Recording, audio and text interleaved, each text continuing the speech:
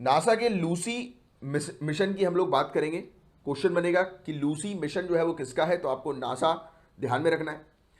तो लूसी के तहत भेजा गया अंतरिक्ष यान अगले 12 वर्षों में जिन कुछ क्षुद्र ग्रहों का भ्रमण करेगा, यानी कि एस्टेरॉइड्स जो है उनको विजिट करेगा ये मिशन, उनमें से एक हम लोग को यूरी बेटस देखने को मिल रहा है। क्वेश्चन आपसे यहां पर पूछा जाएगा कि यूरी बेटस क्या है, तो आपको ध्यान में रखना है कि ये एक एस्टेरॉइड है। क्वेश्चन बनेगा कि लूसी मिशन कितने सालों का है, तो 12 ईयर्स का है, और 12 ईयर्स में लूसी मिशन जो है वो काफी सारे एस्टेरॉइड्स को विजिट करेगा, उनमें से एक यूरी बेटस है। पॉइंट क्लियर यहां तक।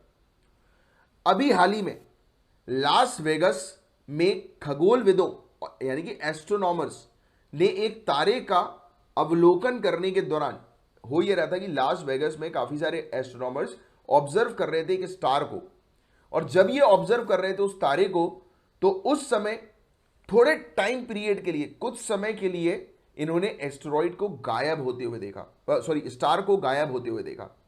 क्यों स्टार गायब हुआ? क्योंकि ये जो एस्टेरॉइड था यूरी बेटस, ये उस स्टार के सामने आ गया था, मतलब एक प्रकार का ग्रहण लग गया था। ग्रहण, जब ग्रहण लगता है तो एक ऑब्जेक्ट जो है वो दूसरे ऑब्जेक्ट के आगे आ जाता है और उसको ब्लॉक कर देता है, राइट। तो यही चीज हम लोग देखते हैं ग्रहण के दौरान। तो यहां पर क्या हुआ, ये किसी स्टार को जो है वो ऑब्जर्व कर रहे थे, चेक कर रहे थे, और अचानक से वो स्टार गायब हो गया, मतलब उसके सामने एक एस्टेरॉइड आ गया जो था यूरी बेट्स, राइट। तो ये चीज आप थोड़ी सी ध्यान में रखिएगा कि ये कुछ घटना हम लोग को देखने को मिली। Yuri Bates eclipsed the star, Yuri Bates तारे को अपनी छाया में ले आया, मतलब उसके सामने जो है वो आ गया, और इस फिनोमेना को साइंटिस्ट कहते हैं ऑकल्टेशन, ऑकल्टेशन, ऑकल्टेशन, राइट। तो ये चीज हम लोग को देखने को मिलती है, ऑकल्टेशन। तो ये चीज थोड़ी सी ध्यान में रखिएगा, क्वेश्चन आएगा ऑकल्टेशन क्या है, तो आपको ध्यान में रखना है कि ये एक्लिप्स है, ये ग्रहण हम लोग को देखने को मिलता है, राइट। और 64 किलोमीटर यानी कि 40 मील वाइड शेडो हम लोग को इसकी साइज की देखने को मिली थी, राइट। इतनी बड़ी मात्रा में शेडो हम लोग को देखने को मिली थी, जिसने स्टार को जो है वो कवर कर दिया था, गायब कर दिया था थोड़े समय के लिए।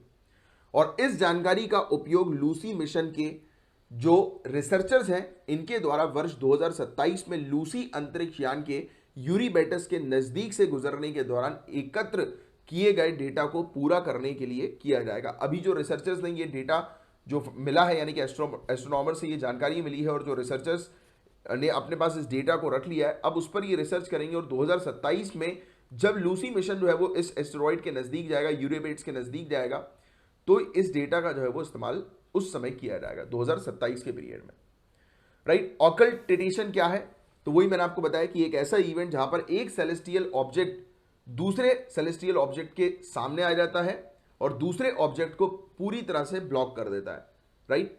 ऑब्जर्वर व्यू से पूरा उसका व्यू जो है वो ब्लॉक हो जाता है, मतलब कि एक ग्रहण हम लोग को देखने को मिलता है। इसका बेस्ट एग्जांपल भी सोलार एक्लिप्स हम लोग को देखने को मिलता है, सूर्य ग्रहण हम लोग को देखने को मिलता है। तो क्लियर, यहां तक टॉपिक सभी को क्लियर कि टॉपिक हम लोग को ये क्या देखने को मिला था जो न्यूज में आया था। लूसी मिशन के बारे में बात करें, लूसी मिशन नासा का पहला मिशन हम लोग को देखने को मिल रहा है, जो कि जुपिटर ट्रोजन एस्टेरॉइड को एक्सप्लोर करने के लिए बनाया गया है। क्वेश्चन ये बनेगा ट्रोजन एस्टेरॉइड जो है वो किसका है, तो जुपिटर आप थोड़ा सा ध्यान में रखना, बृहस्पति ग्रह आप ध्यान में रखना, राइट, कि ट्रोजन एस्टेरॉइड जो है वो किसका है, जुपिटर का है, तो याद रखिएगा। तो नासा का पहला मिशन जो कि जुपिटर के ट्रोजन एस्टेरॉइड्स को एक्सप्लोर करेगा। सोलार पावर्ड मिशन ही हम लोग को देखने को मिलता है, सौर ऊर्जा से संचालित ये मिशन है। 12 साल का इसका मिशन एस्टिमेट किया गया है। लगभग 8 एस्टेरॉइड को ये विजिट करेगा, और बताया जा रहा है कि 6.3 बिलियन किलोमीटर की दूरी पर जो है ये जाएगा, और इवन यंग सोलार सिस्टम को अंडरस्टैंड करने पर ये मेनली टारगेट करेगा, राइट। और इस मिशन का मेन एम ये है कि एस्टेरॉइड की अंडरस्टैंडिंग डेवलप करना, कि एस्टेरॉइड जो है वो क्या है, स्पेशली ट्रोजन एस्टेरॉइड, राइट, और वहां पर किस टाइप के मटेरियल्स मौजूद हैं उसकी स्टडी करना, उसके बारे में रिसर्चर्स को जानकारी देना, राइट। तो इस तरीके की इसकी मतलब मिशन का मेन ऑब्जेक्टिव हम लोग को देखने को मिल रहा है कि एस्टेरॉइड को प्रॉपर तरीके से स्टडी करना। अब ये ट्रोजन एस्टेरॉइड जो है वो क्या है, और मतलब ये हम लोग इस पर स्टडी क्यों करना चाह रहे हैं, तो माना जाता है कि एक ऐसा एस्टेरॉइड हम लोग को देखने को मिलता है जो उस समय का है जिस समय सोलार सिस्टम बना था, अर्ली सोलार सिस्टम के पीरियड का है, या फिर जिस समय वो बनना शुरू हुआ था। और जब हम इसको स्टडी करेंगे, हमारे साइंटिस्ट रिसर्चर्स इसको स्टडी करेंगे, तब हमें समझ में आएगा कि ये ब्रह्मांड का इवोल्यूशन कैसे हुआ, ओरिजिन कैसे हुआ, इसकी उत्पत्ति, इसका विकास जो है वो कैसे हुआ पूरे ब्रह्मांड का। तो ट्रोजन एस्टेरॉइड जो है वो उस सेम मटेरियल से बना है जिस मटेरियल से 4 बिलियन साल पहले प्लैनेट्स वगैरह बने थे, जिस समय सोलार सिस्टम का जन्म हुआ था, फॉर्मेशन हुआ था। तो उस समय का है ये ट्रोजन एस्टेरॉइड जुपिटर का, बृहस्पति का। तो ये पॉइंट आप थोड़ा सा ध्यान में रखिएगा।